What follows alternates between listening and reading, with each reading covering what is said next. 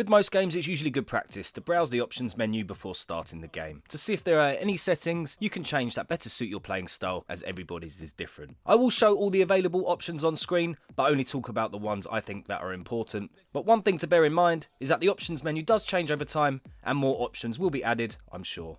For me, the hold or tap to pick up an item was a game changer. The default is set to hold, but having it set to tap really speeds up looting, as having it set to hold means there is a short delay before your character picks up the item. Have you ever got to a weapon first and an enemy has managed to pick it up before you? This is more than likely down to this option. The minimap by default is set to a circle, but if you're like me and use the minimap quite a lot, having it set to a square means you can see more of the map.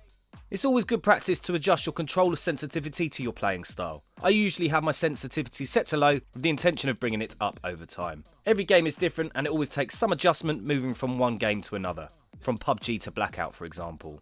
When I first get a game, I play a few matches, see what the sensitivity is like, and if I'm over aiming or under aiming, I will then adjust accordingly. In shooters especially, the higher the sensitivity usually means the quicker you are at aiming, so having the goal of increasing it over time is a good strategy. I choose to have the vibration on my controller off. One reason is to save the battery on my controller, meaning less battery changes, but also I find the vibration distracting. Blackout, like most Battle Royale games, is all about using your sight and hearing, and adding feel to this equation could slow down your reaction time. A lot of people have a different theory on this, saying having vibration on is a useful warning that something is going down, but I'm not too sure on this. When I play a game, especially something like Blackout, it has 100% of my concentration and I know when something's going down. I don't need a vibration in the controller to tell me, but that's my personal opinion.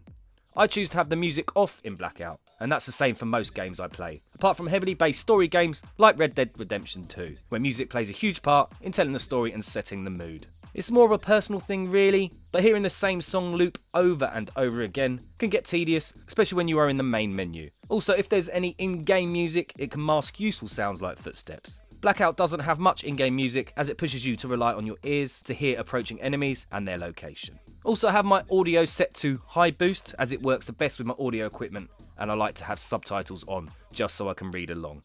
I like to set my colourblind setting to Tritanopia.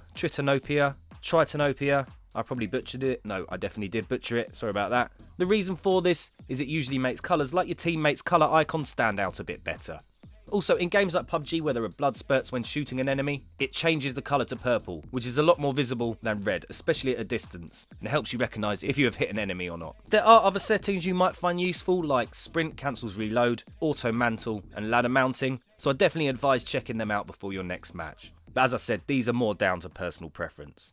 The ones I've mentioned were the ones I found really useful, especially the tap to pick up. As I said, it's a game changer for me, but it's good to check out the settings menu regularly for updates in case the developers have added other settings. Well, that's it for this video. Hope you guys found it useful. Like if you like, comment and sub. Hit the little bell for notifications, and I'll catch you all in another one soon. Laters.